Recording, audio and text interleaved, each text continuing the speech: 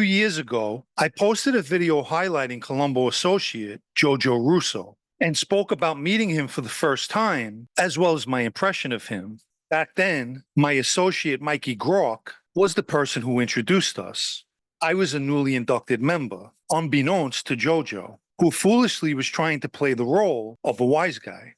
The three of us went out to a restaurant, Mateo's in Belmore, Long Island, and while at the table, JoJo began talking about doing time.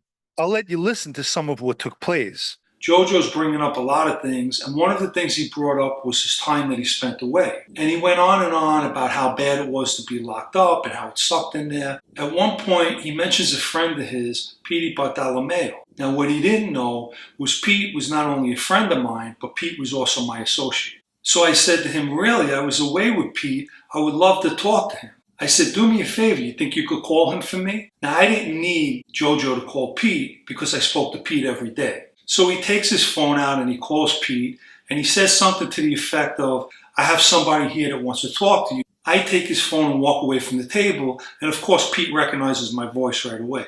So I ask Pete, what's up with this guy?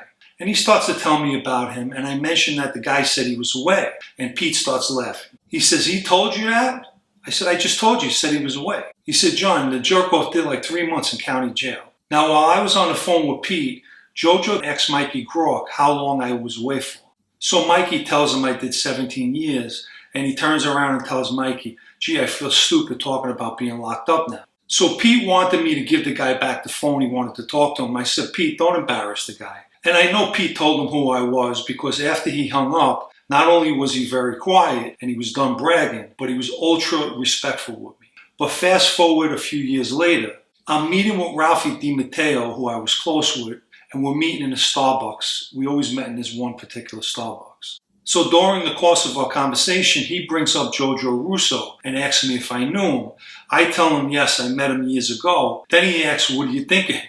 So I smiled. I said, Ralphie, why are you asking me that? He said, well, we're looking to do him, which means that they're looking to straighten him out. And that's why he was asking. When I heard that, internally I was shaking my head, but I just said to Ralphie, he's all right. He asked me, is there anything you want to tell me? I says, no, Ralphie, he's all right. As I mentioned, I never seen JoJo again, and I don't know if the Colombos ever straightened him out or not. And since that time, JoJo's been inducted into the Colombo family. Overall, he's not a bad guy, but in my opinion, he should have just stuck to doing what he enjoyed, which was going out to restaurants. We're now at the end of 2024, and as I've been mentioning, the pickings for the mob are slim, as these are some of the new faces who represent the mob, if we could call it that anymore.